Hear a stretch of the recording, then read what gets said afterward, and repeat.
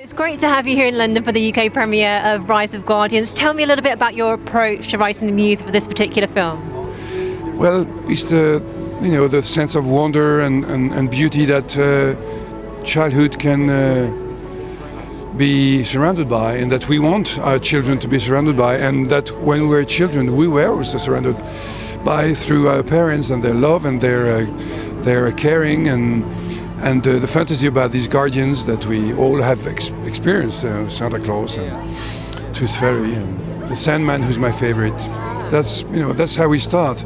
The Sandman is a figure that I love very much. He's silent and very quiet and still very, very strong. So is he the person you most enjoyed writing the music for in the film?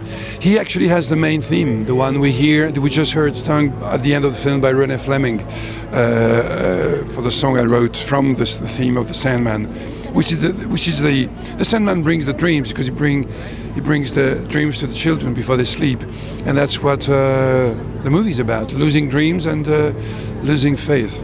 It's about dreams and faith and also memories. Were you accessing your own childhood memories when you were writing the music for this at all? My childhood is very present when I'm watching a film about the children's world. And the Sandman I mentioned just now, actually there was a short movie on TV when I was a child that would play just before I would go to bed. I was allowed to see it for the 5 minutes, called Bonne Nuit les Petits, and there was the Sandman there that would bring the dreams to children, and it's always been there with me.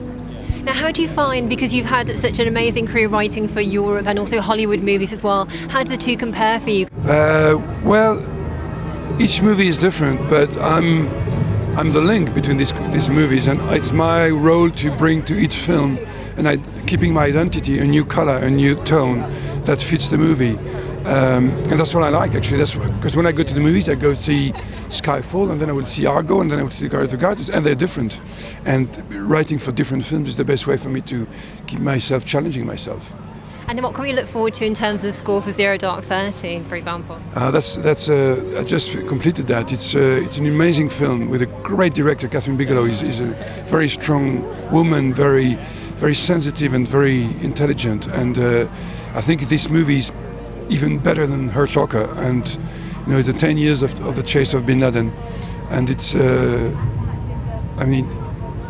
way we interacted was so smooth and so clear. There was so much clarity in our relationship, artistic relationship, that it was really, really nice. The score is really dark.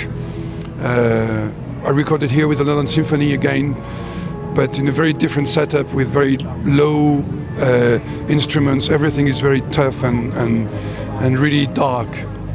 And what more can we look forward from you in the future? There's some French movies, Marius and Fanny, directed by Daniel Auteuil, after he did The Wellman's Daughter, and there'll be more. Reality by Matteo Garrone, which was in Cannes.